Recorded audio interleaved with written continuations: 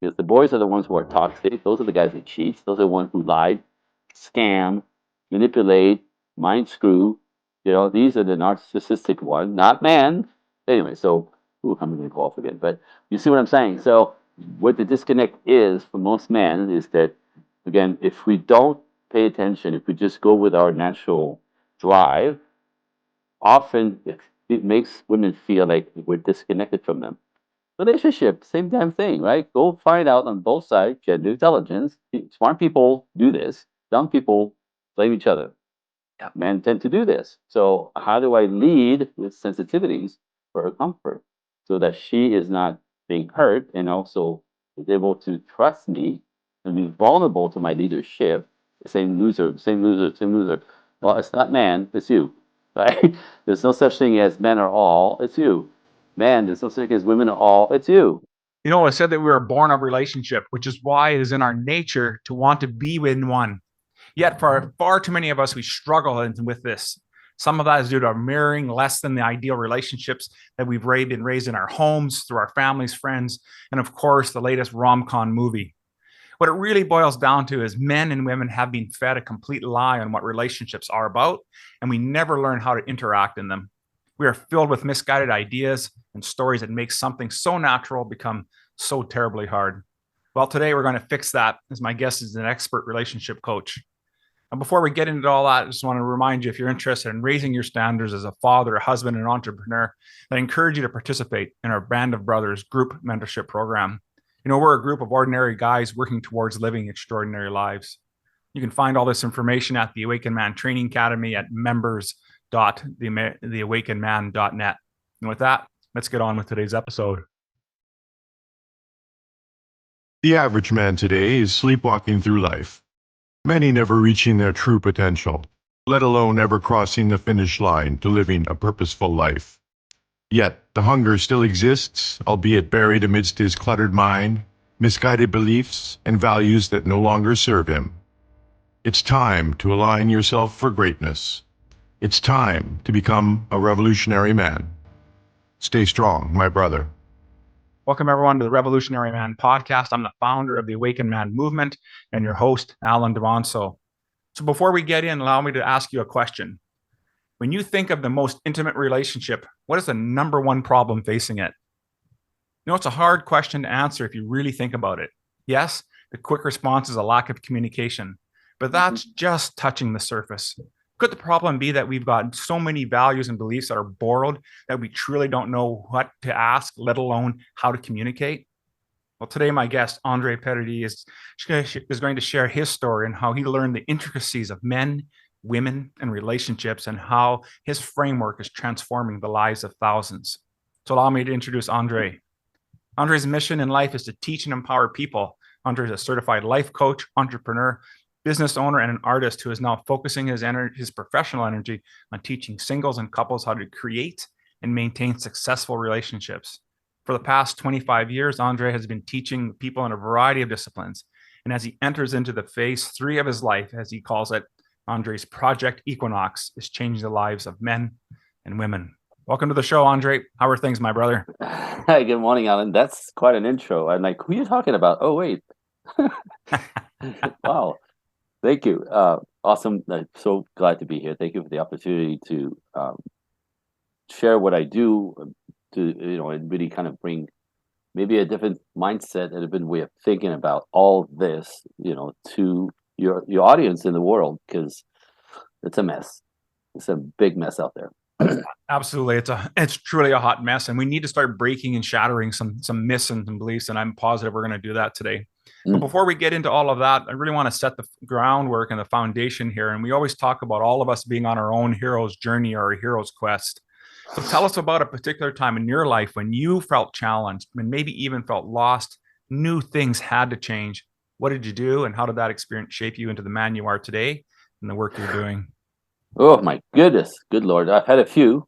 Honestly, I've had quite a few, and it's interesting because that created in me the resilience that I needed to do the life and build the life that I have.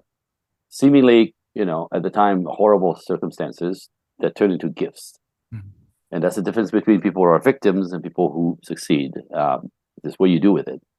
So my first one, when I was 5 years old, this is a really strange story. There's a few layers, but I'll just start here. The big one, I was 5 years old, and I was born.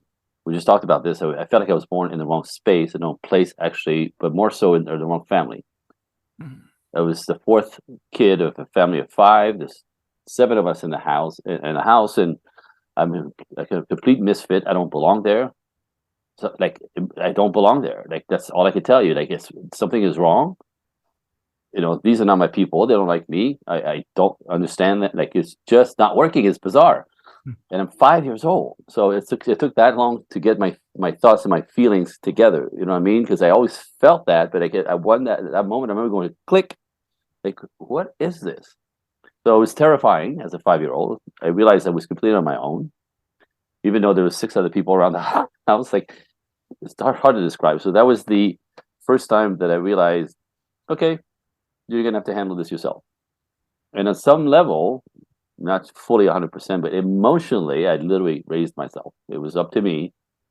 Everything that happened from here on was from my managing it. So again, terrifying as a 5-year-old, but it got me resilient, and it was the beginning of my studying of people. Because at that very moment, the second after that moment, I started watching everybody like a fox, like human beings, my family first, myself within that, and try to understand first, well, why, how is this possible? But I got to school, it was the same thing. I became fascinated with the human condition, trying to understand mine, but watching other people develop. And how come this guy turns out like this? How come this woman, do you know what I mean? And all seemingly in the same area, in the same lifestyle, the same religion, the same blah blah blah, the same school, and we're all like the variety.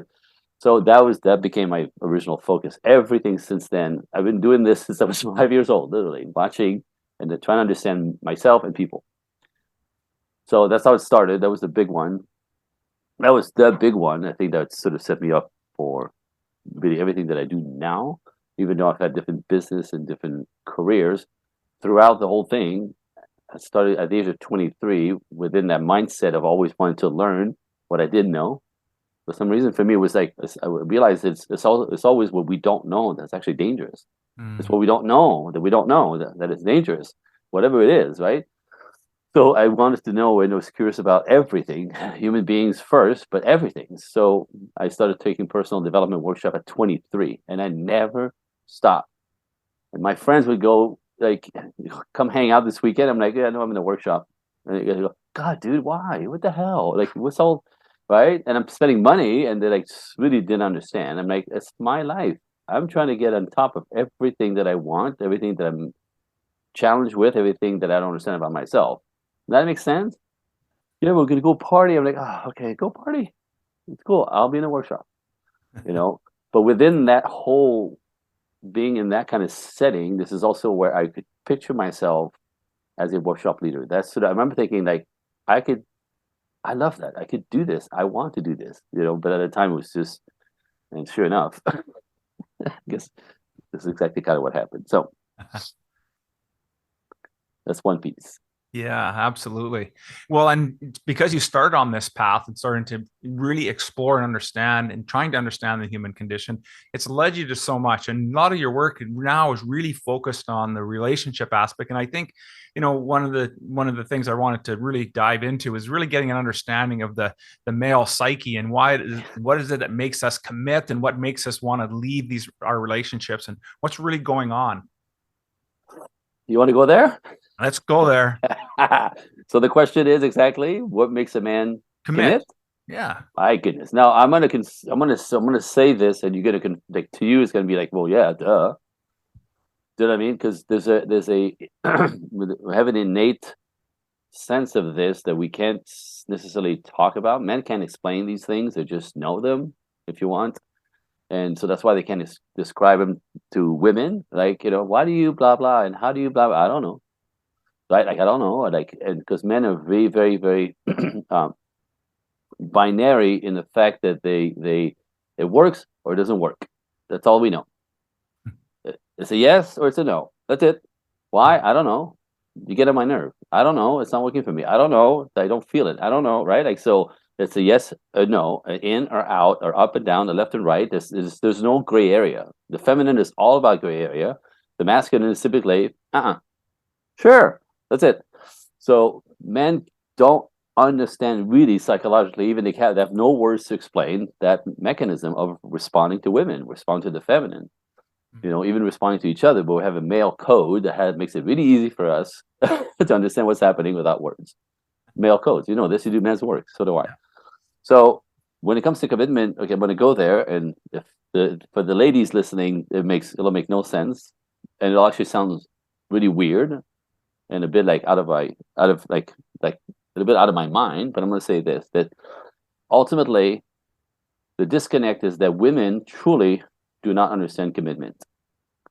They just don't understand commitment, or the way commitment is wired for men, right? They always say, like, why do we, the resistance of men to commit, they believe that's because men are uncommittable, and that's not it at all. Men commit every freaking second of the day, and see if that fits you. But that's typical male behavior. That I can't do anything unless I commit to it. I commit to it. I can't get out of bed unless I commit to get out of the bed. I don't to do my work, to do everything, to handle my life. Every little thing that I do first I have to be committed to. That's important to me. Make a plan and go do it. That's commitment. I got to just pick a plan, go do it. Like, there's a reason, there's a plan, there's a future that it builds. So commitment is not casual, and it's not something that we're afraid of. We do it all day long, all week long, all month, constantly, But we're very aware that committing to a woman is life-changing. You know what I mean? A good partner makes a great life. A terrible partner makes a terrible life. And like that, again, very sensitive, very aware of this. You're not going to take some stressed out, anxious, disrespectful woman and have her move into your house. Ain't happening, right? But what's out there right now is women are very disrespectful. Women are anti-male. Women are like, only no man. Okay, right? So you see the problem, right? It's built into culture. It's ridiculous. So if now you consider that men are not afraid of commitment at all, they're just, that's not even a question. Is who as a woman do you have to be for him to commit? Because he's responding to you. Right? So it's not that he's not committable. He doesn't want to commit to you. Now, I'm making it sound like it's all on her, but it's the dance, right? It's a dance. But what most women don't understand men at all. Most men don't understand what makes a man commit, why he wants to commit. What's the benefit for him to take on his woman?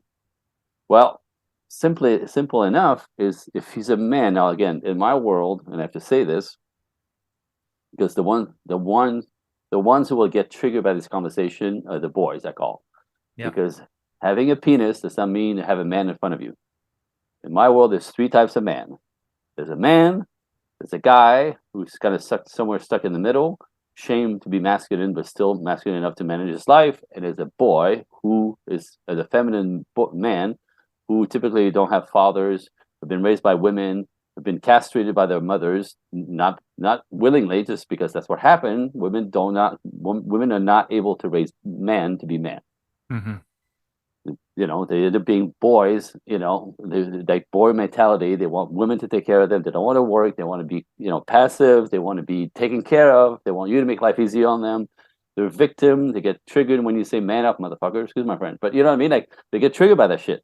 Yep. But man the fuck up, right? That's if something you say to a guy, he goes, and that sort of wakes us up, right? These guys get offended. You're so toxic, right? Boys. Now, three types of men. The masculine naturally wants to commit. The masculine conquers everything. The masculine will go and build a life by building his character, which builds his confidence, and he pushes through all his pain and all his discomfort and all his fears, build his character up, builds a legacy, whether it's a family or a business or money. Like, this is what men do. Something that's difficult, that he has to discipline himself to build something huge or big enough for him to gain self-respect, confidence, and build his character. but it's also how men get respected by other men and women. That's a man. That's not a boy who wants you to take care of him and pay for 50-50 for his meal. You know what I mean? Yeah. Or actually doesn't. Anyway, so I get really angry at the boys because they destroy everything, and women think that's men, and it's not. And so I have a real problem with these guys. So you'll hear the angst in my voice. Anyway, so men are the ones who conquer themselves. Men are the ones who are solid. Men are the ones who know who they are. You can't like knock them off their pedestal. They know who they are, and you're trying to mess with them. You're gonna find yourself on the other side going, "What the hell just happened?" Right? You can't move them. They're solid, and with that, they're big. They're often a little scary for women because the energy of that is huge. Right? We get to be loud. We get to be sometimes too controlling. But controlling is part of being masculine. Right? Too controlling, so it needs to be adjusted. Sometimes that's what we need the women to kind of bring us down out of the rafters, right? To make us a little more sensitive. I call it even a little more like human, not so beastie. Right. Called testosterone to our veins. Like it makes us big, conquering, pushy. Fight, push, penetrate. That's what we do. Yeah. Naturally, this is all nature, by the way. It's not toxic. It's nature. This masculine essence. It's to go conquer and make space and survive. That's how we do it. And with that, we take care of our women because they're the one who bring life to the world. We'll provide, protect, conquer, give, and cherish them because they're the ones that are nurturing source that we need to nurture our offsprings, and that's our legacy. Yeah. For most of us. So there's a dance, right? It's an exchange. So what do men need to commit? He needs to find a woman who is supporting his effort in the world. And in exchange, he will support her in the ways that she needs to be supported. Financially, keep her comfortable, predictable, feeling safe. Instinctively, that makes women respect their man. And when you respect your man and you believe in what he's up to in the world, that gives him the jet fuel to do even more. Which comes down to when you hear this all the time, behind every great man is a fantastic woman. That is the formula. This is what men need for women to commit. Very simple. Believe in the guy, back him up into his mission in life that is bigger than life for him, that is difficult. He's got a big goal, whatever it is. Yeah. Right? Whether it's financial or change the planet or save the world or save the children, whatever it is, right? Like whatever he's after, if he's a man, it's big. And he's going to go after it for years. And he needs somebody to help him when it feels like he's not going to conquer that he may fail, that he may not be good enough, that he may not know what he's doing, right? Like a woman that says, "Please, babe, you make me laugh. You got this. You'll work it out. Yeah. You're amazing. I've seen you do it before." Like when a woman believes in a man that she can help him alleviate his self-doubt, she's a unicorn. There's no more competition. There's nobody can replace her. No one. Taller, prettier, younger. It's deleted, right? You become the unicorn. And this guy will spend the rest of his freaking life killing himself to keep you happy, comfortable, joyful, right? Like in a good setting, up your lifestyle, better, provide, protect, give, cherish you to death as you're doing your part in the system. It's not a competition. It's not a dictatorship. It's not men in front of women, right? The patriarchy that made everyone believe that men have been shitting on women for millennia. That's not it. It's men holding themselves accountable for women and children all the time. You don't need to take care of this, honey. I got it. I'll go out there, conquer and hunt and kill. You stay home and stay safe, take care of the kids. That's not toxic. That's beautiful. It's nature. And by the way, in every species in the world works that way. The masculine provides and protects. Beautiful. The women take care of the kids and the nesting and the background. Like it's not less than. It's just different. It's complementary. Well, that's a good point, Andre, because I think the challenge is that, and I was just going to say is there's still men though that will choose a woman that isn't right for them in the description and the way that we're talking about it here today. And that I think about that being in that place in life where you've worked hard, you're doing everything you can, you're building your personal brand, you've got a successful business. And then you wake up one day and your wife says she no longer wants to be with you. Yep. And you have your mind just kind of goes crazy because finally in front of you is something that you haven't seen that's probably been there because that just didn't happen that morning. Right. Things have been leading up. And so what are you finding in the work that you're doing with men and couples and relationships that's leading men to be so blind in their relationships? All right. So back to nature. Again, everything I'm teaching is not my opinion. It's the research, the data, and it's really just an extension of nature. And in our culture, we keep pushing away from nature, thinking it's, we're better than that. And it comes to bite you in the ass. And there's a price to pay for going against nature. Just going to say. Also, you have to understand your own nature as a male, what we're naturally tend to do, the way we're wired, the way we operate is very different to the way a woman is wired, the way she operates. And we are so completely different, excuse me, in that, and it's on purpose, by the way, because we bring to each other the part that the other one doesn't have. So we're completely different, but we're made to fit together. What my wife brings to my life is something that I don't innately have. What I bring to my wife's life, the security and safety that she needs to be feminine, happy, and relaxed, she can't do that herself, right? She's smaller and weaker, right? So the idea of coming together is to really build a relationship, build a dynamic that is much better than us alone and complementary. And there's a lot of data on this that married people or people in healthy, loving relationships are happier, live longer, make more money, are more creative, blah blah blah blah blah. There's a huge amount of data on this. That's not my opinion again. So interesting, both men and women. This is by nature again, right? We're better coupled together. We're better. We balance each other out. We build something together. We're partners, not competitors, which is what's happening in our culture right now. Women are competing with men, wondering why men get pissed off and walk off. Can't compete with a man. You compete with him in his house. Are you crazy? Like, he won't tolerate that for 1 second if he's a man. If he's a boy, he's going to let you, and then be passive aggressive, and you'll pay another way. You will pay another way, because the boys are the ones who are toxic. Those are the guys who cheats. Those are the ones who lie, scam, manipulate, mind screw. These are the narcissistic ones, not man. Anyway, so I'm going to go off again, but you see what I'm saying. So what the disconnect is for most men is that, again, if we don't pay attention, if we just go with our natural drive, often it makes women feel like we're disconnected from them. We live in our heads. So you could be next to, how many times you've had a woman, say to you, like, I'm right here, and he doesn't even know I'm here. Like, he's so not interested in me, right? Like, energetically, when we move, because we live in our heads, because we have to be logical, thinker, planning, hunting, right? So typically I get up in the morning and I have to figure out what my day is going to be like today to survive. For the system, for the family, right, from work to travel to cars to logistic, right? Men take care of the stuff in life. Women take care of the energy and the nurturing part of life, right? So for men it's stuff, for women is the energy, the emotion. Again, that's how we help each other.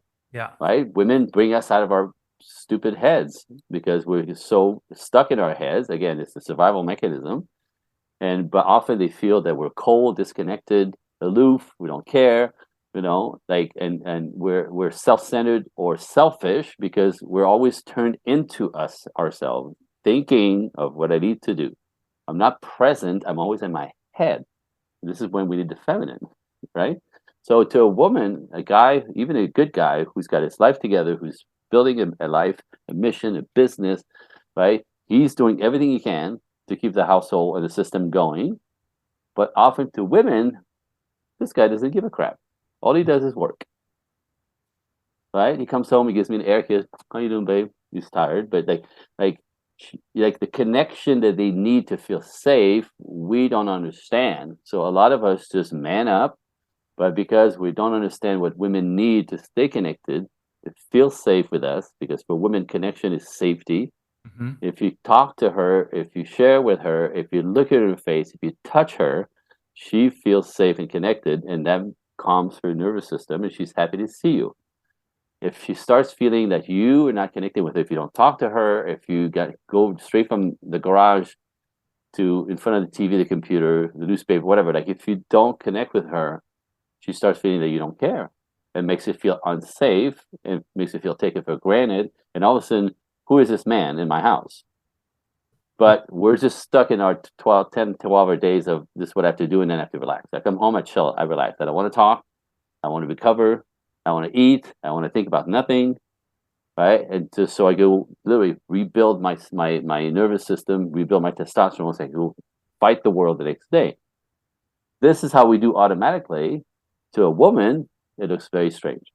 It looks disconnecting and shallow, and we don't care. So this is when the wheels come off, because a woman will take care of this or will handle this for years and years and years until she's convinced he'd rather work than being with her. I've had women say to me, my husband doesn't care. He works 14-hour days. On the weekend, he sleeps or tinkles in the garage. He doesn't want to spend time with us. He doesn't want to go anywhere with us, right? And I saw the man completely lose his mind on her. He's like, do you think I want to work this much? Do you think I'm doing this for me?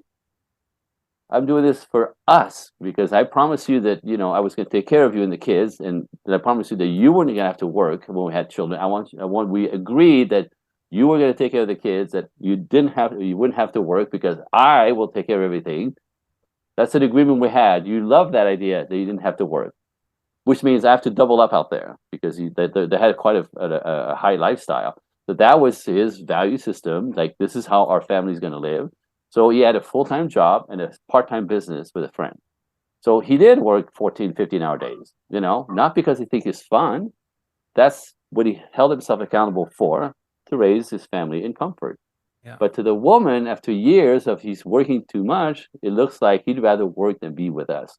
He'd rather work than spend the weekend with us. He'd rather work than go on a small vacation with us. And I understand all of this, but if you're an entrepreneur, you understand how difficult that is, right? You always are working. Mm-hmm. Even on day off, you kind of up in your head. So this is where we need to flex. This is where we need to adjust. As men, we sometimes get stuck in our duties, in our commitments, in our survival instant mechanism, and never stop. We're always in our heads, and it makes women feel that we don't care. And eventually they actually start believing, who the hell is this guy? Yeah. Anyway, so when women have this conversation, often the guys lose their mind. They lose their mind. That's not at all what he's doing, but that's what it looks like. So that's where we need to get in the middle, right? So men have to understand what women need, on a basic instinctual level. Like, overall, women are very reasonable when they understand what you're up to. If they don't understand what you're up to, they start slipping. Well, it's that communication piece, right, is what you're getting to. And I was going to ask, the other thing I was going to ask is, like, there must be some, in your work, you must recognize some pretty consistent signs that guys can pick up that in the relationship that, hey, maybe it's starting to go a little bit sideways, that they can reel this thing back in before it's over the deep end and they're off the cliff. What are some of those things? Well, it's funny because most guys, so funny. Women are always looking for, trying to understand what's going on. Women are searching for information like this about relationship. Women are always after it, because part of being a woman, and I call it a cave woman default system, we think we're so smart. We all think we're so beyond our instincts and our DNA, and we're so not. This is like so ridiculously, like, we think we're elevated, educated, and civilized, and we're better than we're cavemen and cavewomen to this day still. The wiring system is still survival. Everything that women are compelled to do instinctively is for survival, and so are men, but they're two different machines completely. Mm-hmm. So one of the instincts in men that is not helping, that is not helpful, that really messes them up left and right, I see it all the time, is we're neurotic and natural fixers. We fix everything neurotically, right? That's why women started to have a conversation about her day, that with baddies trying to fix it. Well, you try to talk to your boss, and if she wants to kill him, like, I don't need you to fix this, I just need you to listen to me, right? But our ridiculous neurotic need to fix, to be the hero, that's what we do, we fix problems. Often what happens in my world is that the guy is noticing that his wife is changing, or that she doesn't like him very much, or she's not liking him anymore, and he walks in the house and she goes in a different room. I had one guy say, he goes, my wife used to be amazing, like, just the loveliest thing, now I come home, she rolls her eyes and goes, oh, it's you. He goes, and then she walks in a different space, right, different room. She hates me. He goes, I don't understand. The dog likes me, right? But she, like, right? She hates me. And I go, dude, right? She probably feels taken advantage, taken for granted. You're not connecting with her. She doesn't feel safe. She doesn't feel you're on her side. Like you're missing all the instinct the woman needs to relax and be feeling safe. That she's happy to see you, as opposed to this is the guy who's going to remind me that I don't matter. That's how it occurs to women. So again, just I'm going on the block, but this generates all kinds of layers. That what messes men up is that idea of I don't know what's going on, but I'll fix it. And I always say, how the hell are you going to fix it? You don't know shit. You don't know what's happening with her. You just know something's wrong. So you think like flowers will take care of it. She'll look at you and go, thanks. Too little, too late. That has nothing to do with what's going on, right? Like, so like men are stupid that way. I want to say that's a stupid default that I'll fix it. How? I don't know. Well, duh. You're not going to fix it. It's going to go to shit. And it's only when women go, I want a divorce. And now they panic. They panic and they wake up and I'll say, what the fuck? What the fuck? Well, like it's been coming for 10 years, you dumbass, right? You're going to fix it, but you don't change anything because you don't understand. You know what I mean? So, and which is terrible about this, and you may be able to relate to this. I know some listeners are the males, is that women are very patient, right? They're in the game, right? They don't want to screw up their lifestyle. They don't want to, they just maybe one day he'll wake up. Maybe one day he'll talk to me. Maybe one day, right? They give you because they know we're good guys on the inside. They don't see it very often, or they miss the connection, but they know it's in there, right? So they kind of try to be more pleasant and pleasing and lovely and nurturing, thinking, we're going to bring him out so I can freaking get that connection that I'm looking for, the feeling of safety, except it's in there, but it doesn't, again, without awareness, he keeps being a guy up in his head, doing what he has to do. It doesn't matter what she feels like. He doesn't get that. And so what happened to women were patient 10 years, 15 years, just waiting for him to maybe chill out and maybe come around and maybe blah, blah, blah. And then when she realized it's hopeless, this is what's terrible, because this is when it's literally like a mechanism, like a key. Women go off. I'm done with this. And when a woman goes, I want a divorce, it's too late. You can't bring it back. I've never seen it. When she will give you so much rope for decades until she goes, now she's convinced he doesn't give a crap. She's convinced it's never going to change. She's convinced he doesn't care. She's convinced she'll never get that good part of him that she sees. Mm.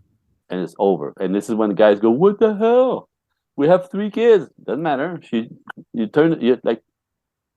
So men, don't wait till it's too freaking late, and you won't figure it out because you don't know a thing about women. A thing about women.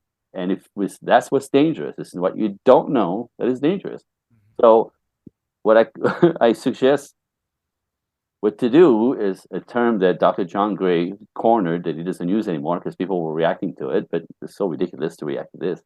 He calls it gender intelligence. And people go, what the? Well, yes, like emotional intelligence, physical intelligence. Well, there's such thing as gender intelligence. And what that is in my world, and I teach this stuff, is if you're a man and want to be in a relationship with a woman, you got to cross the bridge into a woman world and find out what makes them tick, what motivates them, why they take things personally, why they say stuff like, I need so very little. How come you can't?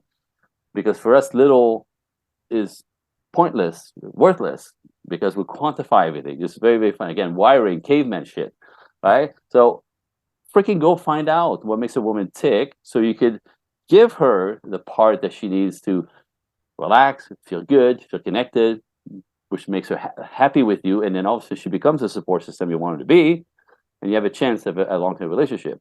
If you don't know, which you don't know, man, you don't know shit about women, and this is why you get in trouble. And with all the good intentions, you're going to mess it up. So cross the bridge, go learn some shit. There's a lot of stuff out there, I suggest live stuff. Books are okay, but books don't change your life. Go have a visceral experience, right?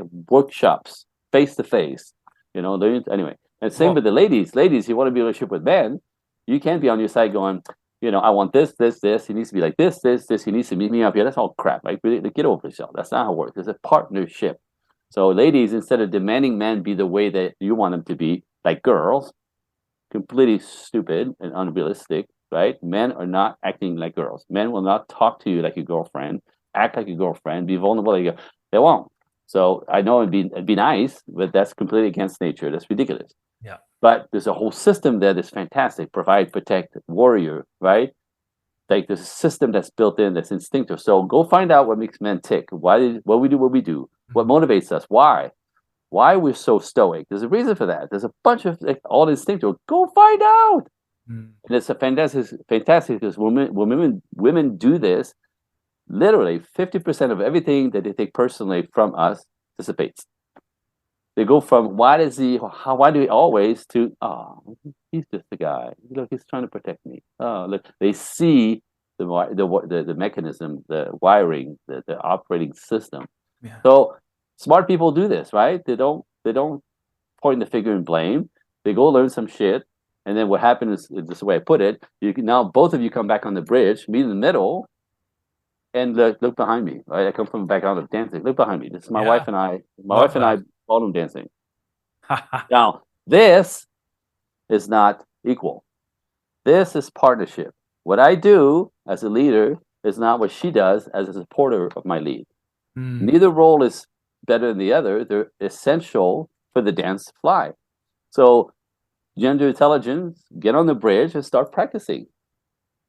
The communication, the understanding, right? The dancing together, the metaphors are fantastic. My entire life I dance, and the metaphors what I teach you now are fantastic. I have a workshop this afternoon here in Los Angeles where we're gonna do the dance of relationship. We're gonna actually learn to salsa dance and understand the energy needed for that to flow, which is the same energy you need to be in a relationship. Now, like if you've seen ballroom dancers and watch them glide across the floor, it looks so incredibly beautiful, effortless, and like one piece, right? They become one different entity, two pieces into one, and it's so beautiful. And I go, well, you know how much training went into that?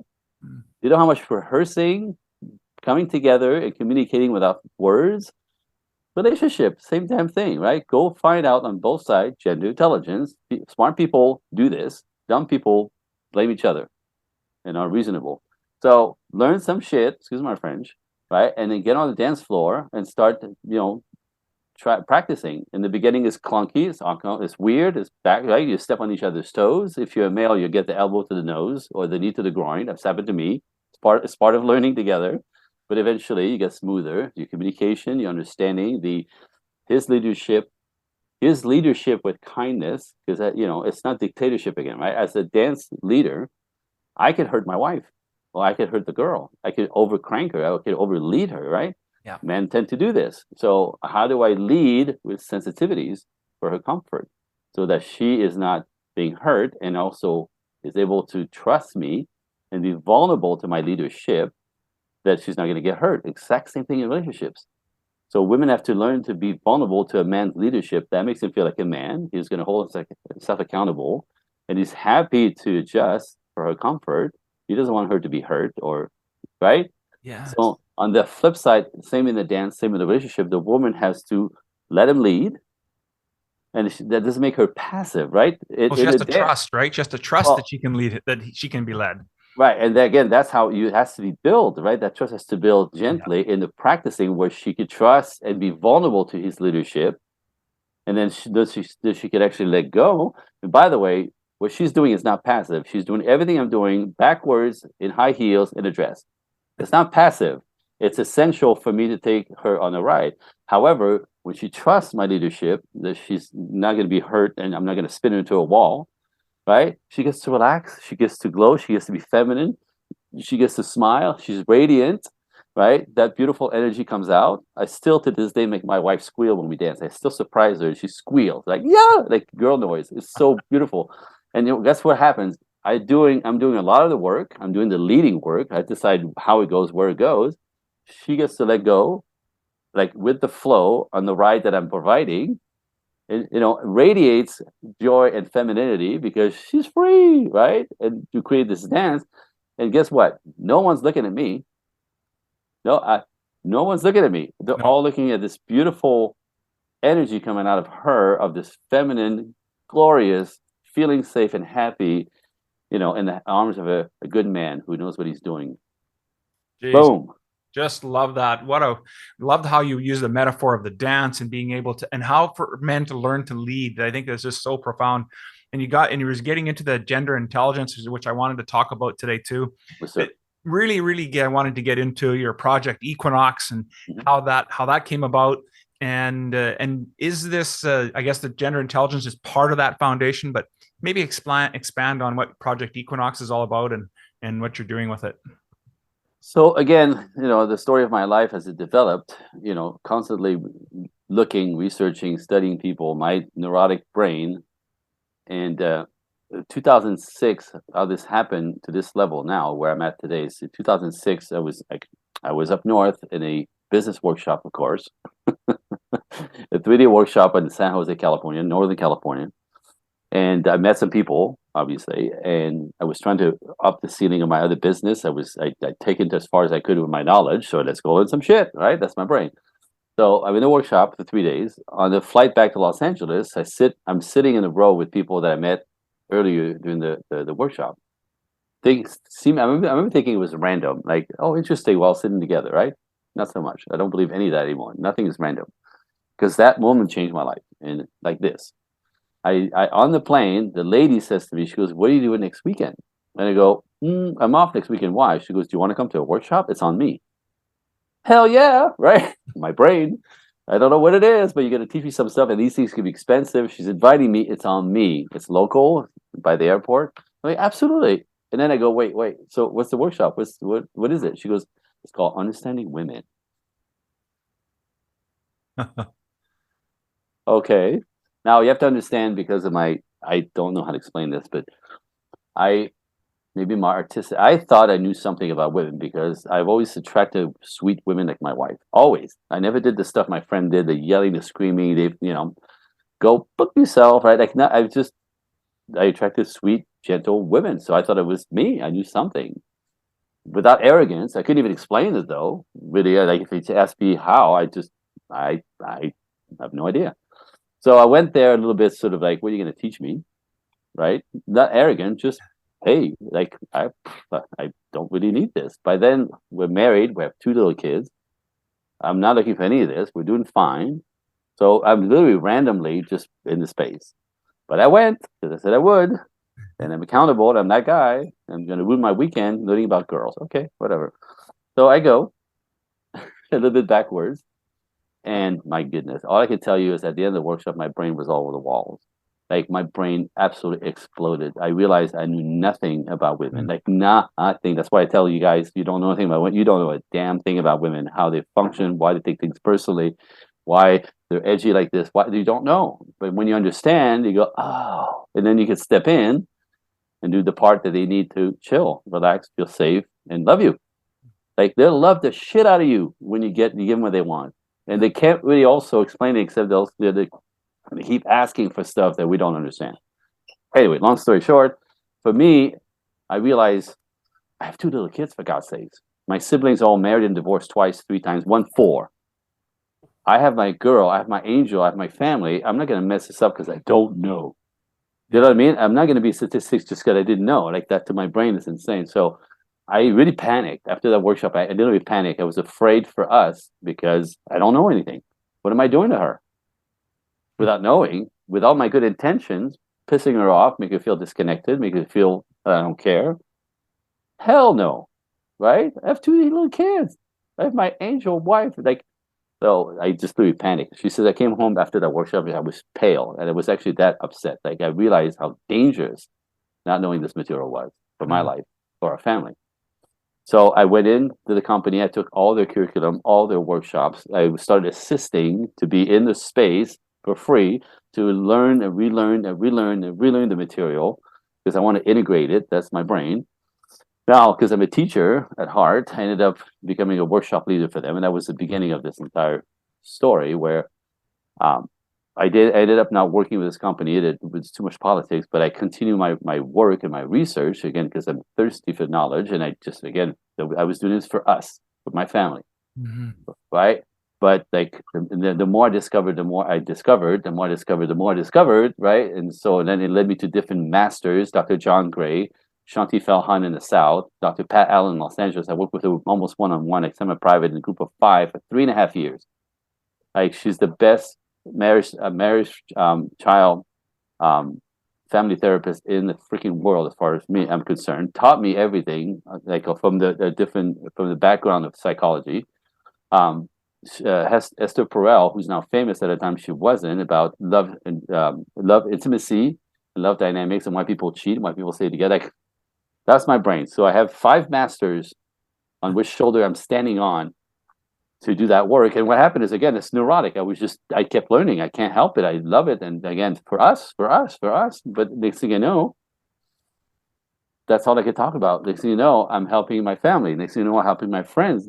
I had a car business in the middle there, and my customers would open up to me, like it would the crack open in front of me. I've always had that. I don't know what that is, but people like just like trust me. They can vulnerable with me. Like, man, that's always been. I never understood quite what that is. Apparently, they know that I'm not going to judge them. Yeah. How they get, I don't know. But like, there was a joke in my office at the time in my business that if the office door is closed, you don't come in, somebody's crying. So that's the machine just started on its own. Even though I wasn't really focused on the business, it started happening, and then eventually, Project Equinox was formed to teach this material beyond me. It was the calling. And had both businesses going for a while, and eventually I had to sell the business because this was going too fast, too far, too quick, and killing me to do both. I can do both.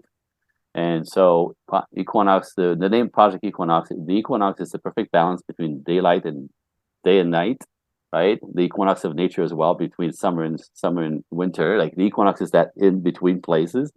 So I thought, metaphorically, that was a good name. Men and women, the balanced spot, the sweet spot. I call it, everything's a sweet spot. Man and man, and the operating system have them like behave in ways that women really confuse women and baffle them, and they don't understand. Same with women. Women baffle the hell out of men, right? So if we stay, again, we're built in opposition on purpose to fit, but that system is beautiful. We just got to get to the sweet spot in the middle so we could dance, right? That's what I teach. So that's how it all started. Like the equinox, the balancing of, we don't change men into women. It doesn't work. We don't change women to man. We do this in our culture right now. It's ridiculous. Destroys everything. It's how do we get to be together and actually dance together? And she could be a woman who is capable, and he could be a man who's sensitive. Right. This is how we balance and equalize each other. We need each other. Yes. Men need women. Women need man. It makes for a better life and actually builds, families, healthy families, where those kids end up be able to be in healthy relationship and build their own healthy families. And this is how you create and sustain a healthy culture. Right now, our culture is going to hell because we destroy all of that in the name of equality. Yes. Not working. Oof, I just went off, didn't I? I'm sorry. Oh, outstanding, Andre. And I completely agree with you. I think the challenge we have in our society today is that we're on this big fight, this big mission to make everything equal, and equal doesn't work. We need to be individual, solid in who we are, and show up that way. And then we create something more powerful. I've never seen 2 things equal creating something more powerful. I've seen two different things coming together, creating something more impressive. That's what I'm talking about. Men and women, masculine, feminine, yin yang. You know what I mean? But I mean, even if you can think about it, like you take this out of the realm of relationships, right? Because men and women is complicated because we're 2 different machines. Mm-hmm. So we confuse each other. We don't understand each other. She wants it her way. I don't understand what the hell she wants. I want it my way, or I shake my head like, God damn, like right? Okay, I get it, right? That's the problem. It's always been the problem. But get this: if you take sex out of it, or take the genders out of it, right? I have friends here in Los Angeles. They have this. They do workshops, of course. That would be my friends, right? And so they have this small company where they teach workshops, business workshops, right? So they're partners. They're 2 guys. They're business partners. They're not lovers. They're 2 guys. Create a business together. That's a partnership. But guess what? In that partnership, one guy is extroverted. One guy is on stage with a microphone. One guy is in everybody's faces. One guy opens all the doors. One guy is in the public. That one guy is the machine of social media. Like, he's the voice. He's forward. He's extroverted. He loves it, delights in it. That's kind of who I am as well. Like, just I'll handle it. Let me have it. No, let's figure it out. Let's get a group together. Let's talk about it, right? Like, just he's the pusher. He's the one extroverted, and he's fantastic. It's natural for him. Yeah. The other partner, exact opposite. He's the guy in the office. He's the introvert. He's the guy who creates the content. He's the guy that fine tunes the work. He's the guy that finds the topic. Right? He's the brain behind the voice. Mm-hmm. But either one of them can be successful without each other. It's when they come together in complete opposition. They're two opposite beings in every possible way, right? But together, the partnership is fantastic. That's how you succeed, right? Somebody's leading more and somebody's supporting the lead, but it's not either one is either less than the other. Because the guy who's in the office, you can't put him on stage. He would freak out. He can't handle that. It's not built for that. He hates it. And even if you liked it a little bit, and you could get on stage once in a while, again, there's a flex in the relationship, right? There's stuff that women want to do that are masculine and vice versa, right? It could be negotiated, but the big system has to be there's an opposition. Yeah. Right? In every corporation, there's somebody leading, and everybody else has to line up with the mission, the purpose. Yeah. Right? So it's not men in front of women. Again, it pisses me off. It's not patriarchy that's been destroying women for millennia. It's not. What's happening now is we convince women that's what happened. So now you go, girl, it's your turn. So now we're trying to put women in front of men. That's not partnership. That's competition. That's fighting. Mm-hmm. With the actual relationship, it's like these two men, and every love relationship and every dance is side by side. It's partnership. Nobody's in front of anybody. It's together. Different roles, different bits, right? And that's all negotiable, by the way. In a dance world, there's not much negotiating, right? Like I got to lead, and you got to support that, right? But in a relationship, there's a lot of flex, right? I'll do this. I know we like doing this. Well, I'll take that on. That's on you, right? It's all this. So I'm not talking about people always accuse me of like feminists will say, well, so are we just supposed to dumb it down and we get our asses like Marilyn Monroe? I'm like, is that what I said? You idiot. It's not what I said. I said there's a modern way to do what works best according to nature. Yeah. Right? President, vice president, pilot, co-pilot, driver, navigator. If you both are going for the wheel, the plane crashes. Yes. Just saying. Again, like these two guys, right? They don't want to do each other's jobs, right? They stay in their lanes, but together, ba-ba! Mm. So, again, I'm not saying to women, you have to be pregnant and barefoot, right? That's not it. That's not it, right? Don't put words in my mouth. Yeah. But, get this, and I'm going to say this since I go off, you get me going, right? So the feminist movement was all about giving women choices, right? So you don't want to be a housewife and a mother. You want to, great, you go, girl, love it, fantastic. That was a great idea. You know what I mean?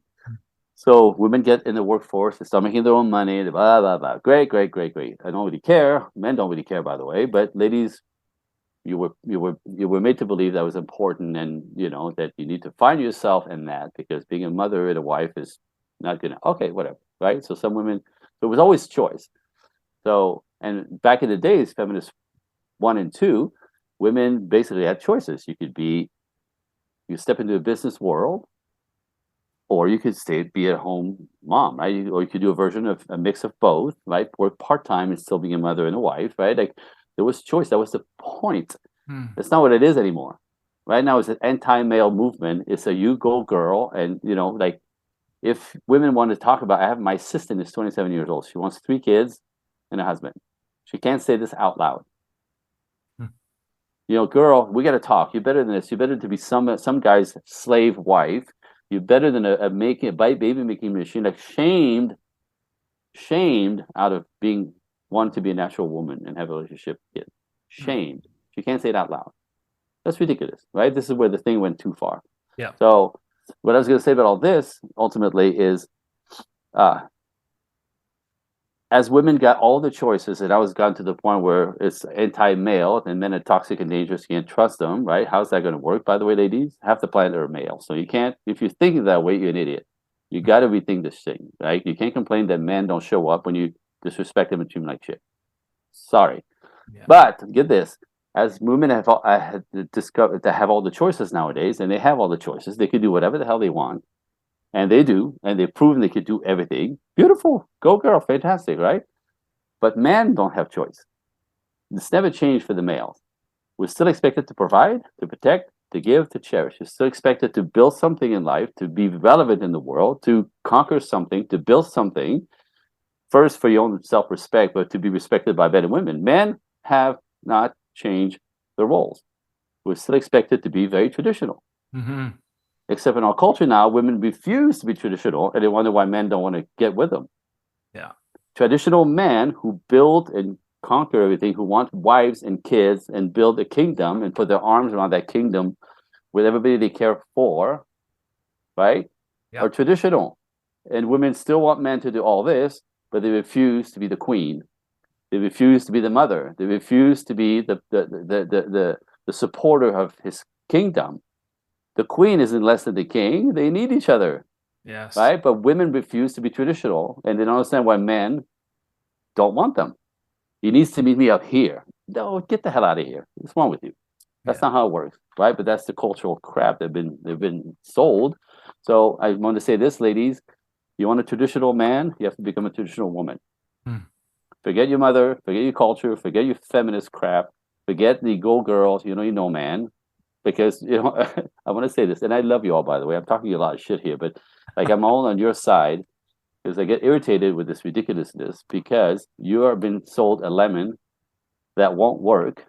You will suffer. You will end up alone, with a bunch of cats because you missed the boat on all this, thinking it's better, it's right, and that you're somehow to protect yourself from men. Yeah. No, I'm sorry. That's not it, right? So if you're going against nature, the price you're going to pay is terrible. And I can tell you stories, but I'm not going to. So you do what you want, but be careful with when you when you step into when you put your foot down on because your culture, your mother, your school, your friends told you, that is better. It's not. So my job is to sound the alarm and women, you make your choice. You want to be a mom, you want to be a wife, it's your choice, right? Like just No shame. stop, right? No shame. Stop listening to this toxic feminine crap that will make you believe that if you don't step up in the world like a man and produce like a man, that you're a traitor to the sisterhood or you don't need no man, you go girl. Yeah. No, sorry. Most of my women, all my clients are completely against that. They got caught up in it, realized they were miserable. How do we do this?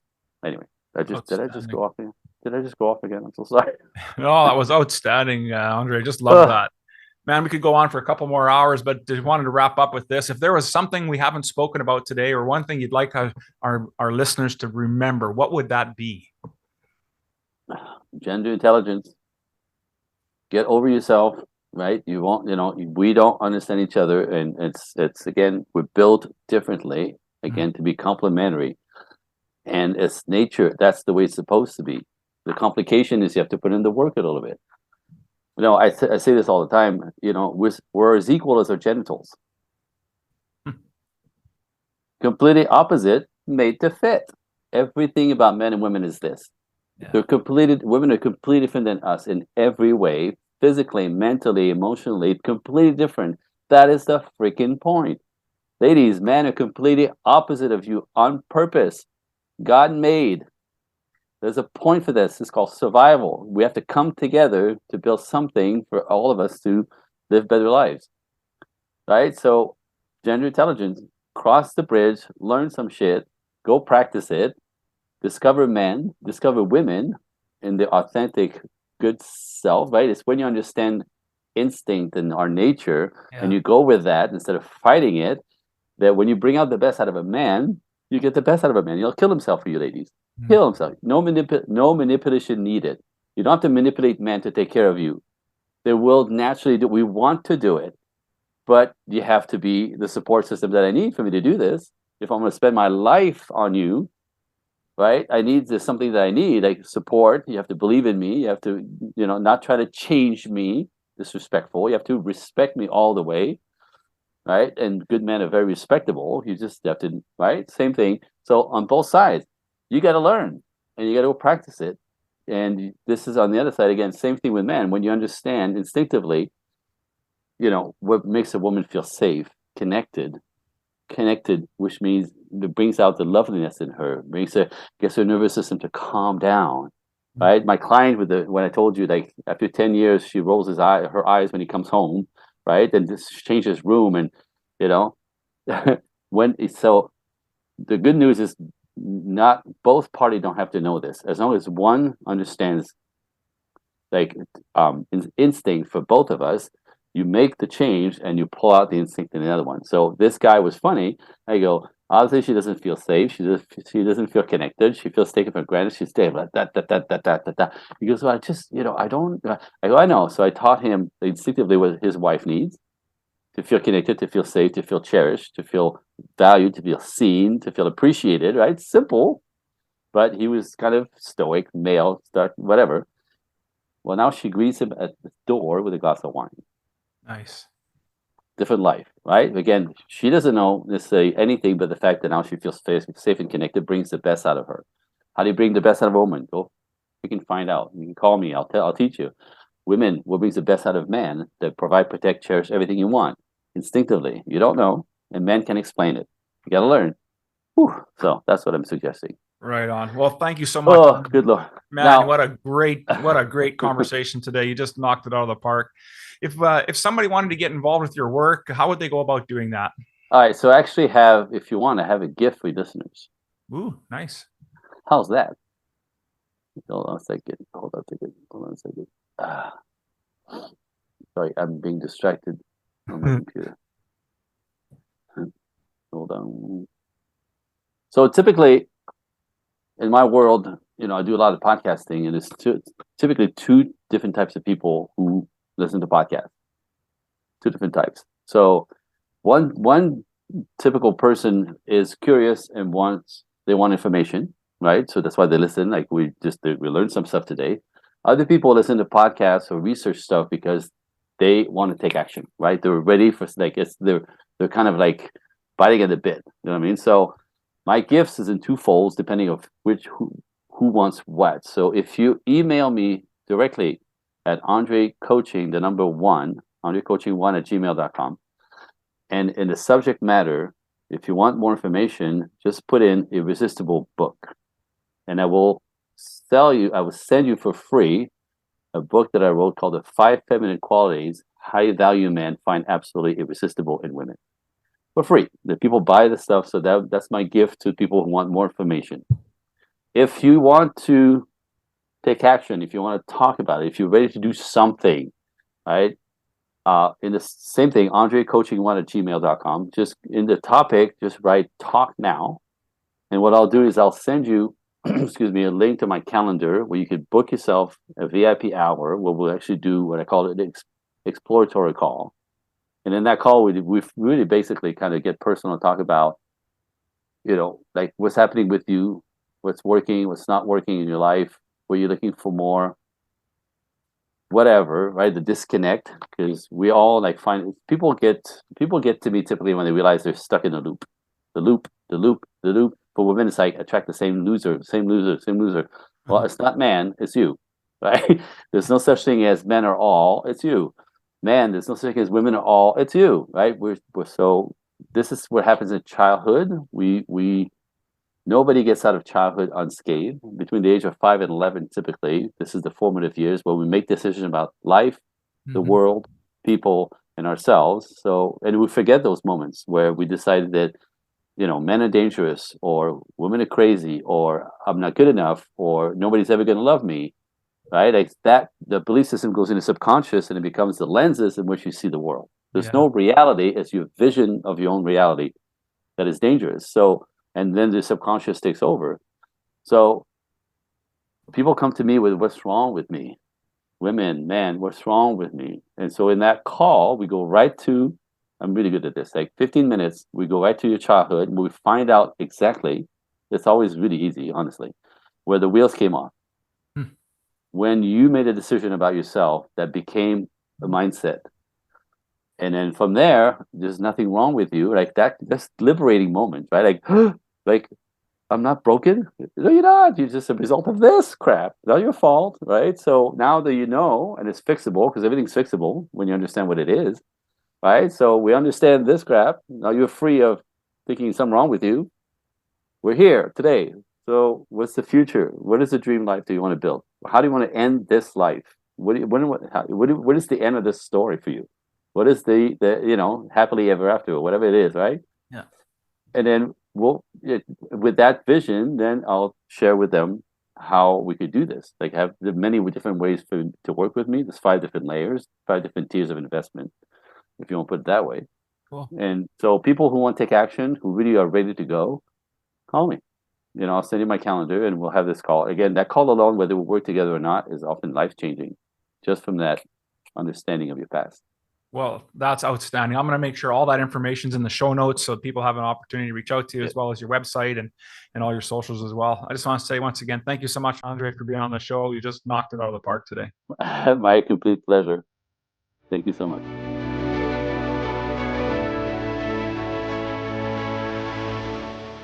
Thank you for listening to the Revolutionary Man podcast.